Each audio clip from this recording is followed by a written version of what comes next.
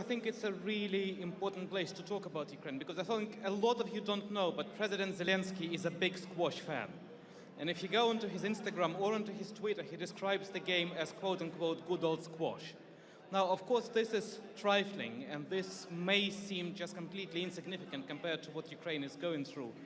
But this kind of puts us all together into one family. And I think what you just referred to, Alan, with the support that people here can show to Ukraine and with the donations that are being encouraged for the Ukrainian cause, I think it's really important. And I think it's really important that we remember that behind all the awful pictures we're seeing from Ukraine, behind all the horrible videos of the destructions and the bombings, there are real people there living, who had been living ordinary lives. A lot of them had been playing squash, whose lives have now been completely upended.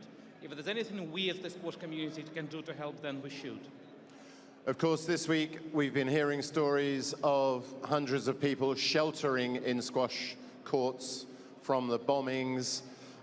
We've had contacts from squash players in Ukraine wondering if UK squash families would like to take in those refugees who are fleeing Ukraine. They have nowhere to go, and they would absolutely love to have some squash families to come and stay with over here in the UK.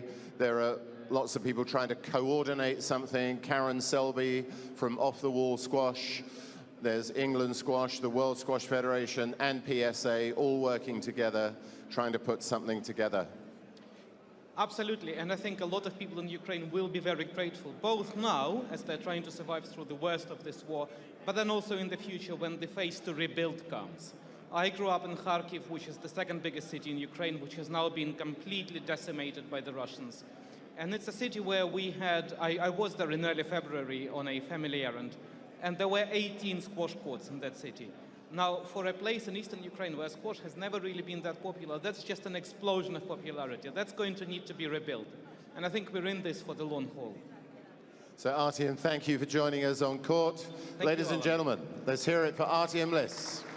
Thank you. Thank you, Artyom. And I can tell you, Artyom is working on a very special project right now, helping journalists from Ukraine in a center that he's setting up in Poland. And that will also help those Russian journalists who would like to write the truth, but if they wrote the truth in Moscow, their lives